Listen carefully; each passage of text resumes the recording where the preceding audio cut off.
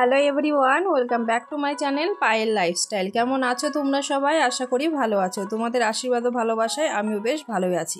আবারও চলে এলাম প্রতিদিনের মতো নতুন আরেকটি ব্লগ নিয়ে। তো আজকের ব্লগটা কিন্তু কোনো ডেলি ব্লগ না, ভিডিও থাম্বনেল ও ভিডিও দেখে বুঝতেই পারছো আজকে একটা রেসিপি ব্লগ নিয়ে এসেছি। সেটা হচ্ছে সিমাইয়ের পায়েস।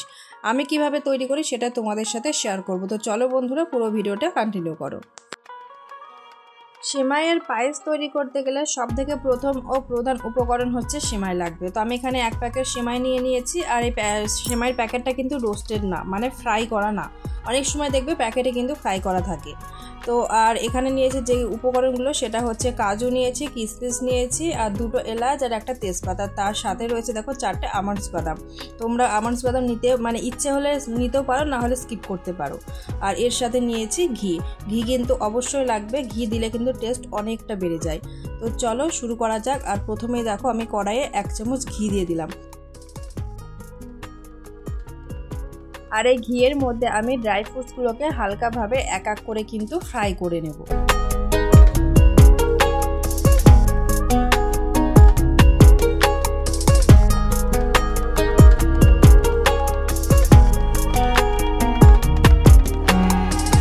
এখানে আমি আমন্ডস বাদামগুলোকে একটু কড়াভাবে ফ্রাই করছি, আর কাজুগুলোকে দেখতেই পাচ্ছ হালকাভাবে ফ্রাই করে নিচ্ছি। আর তার সাথে কিশমিশগুলোকে কিন্তু আরও হালকাভাবে ফ্রাই করব, কেননা কিশমিশ কিন্তু খুব অল্প সময়ের মধ্যে পুড়ে যায়। তো সমস্ত উপকরণগুলো কিন্তু ফ্রাই করা হয়ে গেছে, তুলে নিয়েছি। এবারে আমি আরও একটু ঘি দিয়ে কিন্তু এই যে সেমাইটাকে দেখো ফ্রাই করে নিচ্ছি। আর সেমাইটা কিন্তু কড়াভাবে ফ্রাই করব না, একেবারেই হালকাভাবে, নাহলে কিন্তু সেমাইটাও পুরো কাঠি কাঠি শক্ত হয়ে যাবে।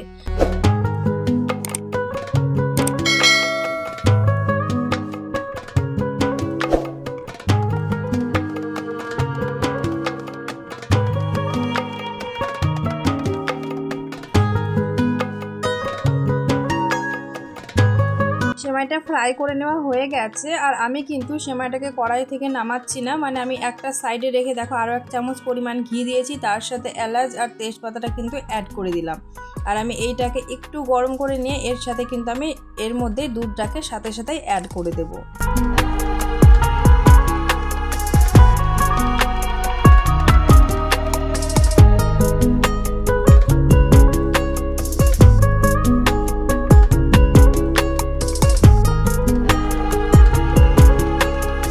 আর আমি কিন্তু এখানে দুধের পরিমাণ অনেকটাই রেখেছি, আর সামান্য পরিমাণে একটু জল অ্যাড করেছি।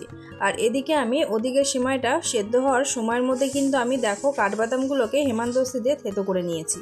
আর এইভাবে কিন্তু কাঠবাদামটা সিমাই ব্যবহার করব, তাহলে কিন্তু খেতে ভালো লাগবে। আর ওদিকে চলে দেখায় সিমাইয়ের অবস্থা। সিমাইটা দেখো প্রায় হয়ে এসেছে। আর এখানে আমি স্বাদ মতো সামান্য পরিমাণে একটু লবণ ইউজ করেছি। আর মিষ্টি জিনিস বা যে কোনো খাবার বা যে কোনো জিনিসই বলো না কেন, লবণ যদি না দাও তাহলে কিন্তু স্বাদ পরিপূর্ণ আসে না। তারপরে দেখো আমি চিনিটা দেবো। আর চিনিটাকে দেখতে পাচ্ছ পুরো গুঁড়ো লবণের মতো দেখতে লাগছে, মানে চিনিটাই এমন। তো তোমরা যে যেমন পরিমাণ মিষ্টি খেতে ভালোবাসো সে তেমন পরিমাণে কিন্তু মিষ্টিটা অ্যাড করবে, তাই আমি এখানে চিনির পরিমাণটা উল্লেখ করলাম না।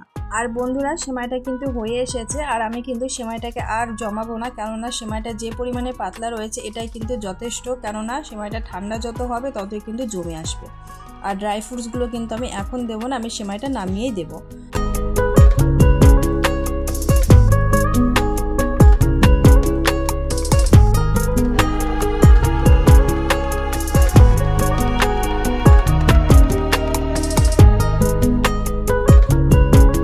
আর বন্ধুরা, সিমাই রান্না কিন্তু হয়ে গেছে, আমি নামিয়ে নিয়েছি। আর দেখতেই পাচ্ছ কত পরিমাণে আমি পাতলা রেখেছি, দেখে কিন্তু বোঝাই যাচ্ছে। আর এই যতটুকু পরিমাণে পাতলা রয়েছে 10 মিনিট পরে দেখবে এই সিমাইটা কিন্তু অনেকটাই জমে আসবে।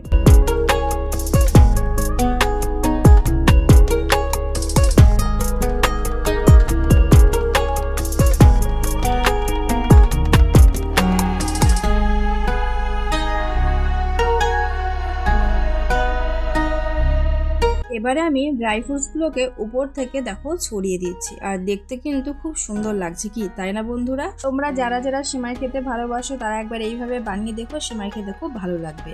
আর সিমাই কিন্তু আমরা সবাই কম বেশি বানাতে পারি। তো আমি যেভাবে বাড়িতে তৈরি করি সেটাই কিন্তু আজকের ভিডিওর মাধ্যমে তোমাদের সাথে শেয়ার করলাম। আর এইভাবে বানিয়ে খেলে কিন্তু মুখের থেকে একদম ছাড়বে না।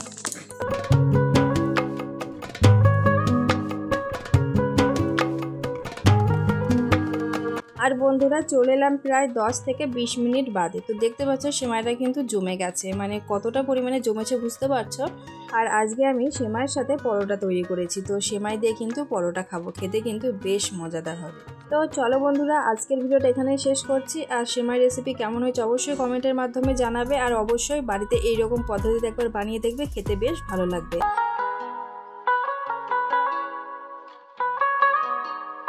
আর এই যে হচ্ছে পরোটা, তো এখন আমি বরবাবুকে সেমাইয়ের সাথে পরোটা দিয়ে কিন্তু খেতে দিচ্ছি। তার সাথে তোমাদের থেকেও বিদায় নিলাম। ভালো থেকো, সুস্থ থেকো, দেখা হবে নতুন কোনো ব্লগের সাথে। টাটা বন্ধুরা।